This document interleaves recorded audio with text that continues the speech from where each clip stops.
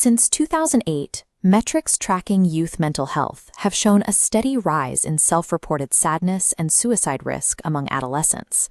Public concern has forged a direct cultural link between these numbers and widespread smartphone adoption. This assumption has moved lawmakers toward a singular solution: a blanket ban on social media for anyone under 16. While the idea that devices destroyed a generation's brain is easy to sell, it is a claim that sits at odds with 25 years of longitudinal data. Developmental psychologists have tracked thousands of teenagers over decades, analyzing their sleep patterns, their school records, and daily device usage. Despite the political momentum for restrictive laws, no clinical study currently proves that shutting off social media improves a teenager's mental health. Treating a widespread crisis with a policy that hasn't been tested for efficacy is a high-stakes experiment with a vulnerable population. Real-world data shows this generation has achieved measurable progress. Rates of teen violence, alcohol abuse, and teen pregnancy have reached historic lows. They are on track to be the most educated generation in history. When researchers ask teens about their primary stressors, they point to real-world issues: conflict at home, intense academic pressure, and fears regarding climate change and racism. This generation is demonstrating a high degree of resilience while navigating these acute environmental pressures. Longitudinal studies consistently identify social media as a weak predictor of a teen's mental health problems.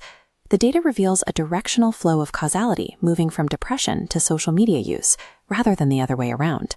Girls who are already depressed tend to use these platforms more frequently as a coping mechanism. The smartphone functions as a visible band-aid for deeper societal wounds. The data points toward a different primary driver. A caregiver's mental health is the strongest predictor of a child's well-being. Since 1999, adult suicide rates in the United States have been rising.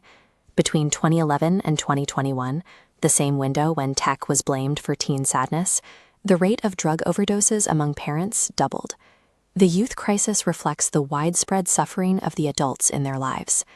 Blanket bans forcibly remove teenagers from the few unregulated spaces they have left to gather, build community, and consume culture. For many marginalized kids, going offline means losing a vital escape from people harming them in the physical world. These bans also let tech companies off the hook, relieving them of the pressure to renovate their products for safety. Focusing on tech bans allows adults to overlook their own systemic failures. Supporting young people requires an investment in the teachers, parents, and counselors who surround them every day. We spend millions on pouches to lock up phones, while middle schoolers struggle with a 1 to 500 ratio of counselors to students. A tax on tech could fund physical youth drop-in centers, more counselors, and better teacher pay.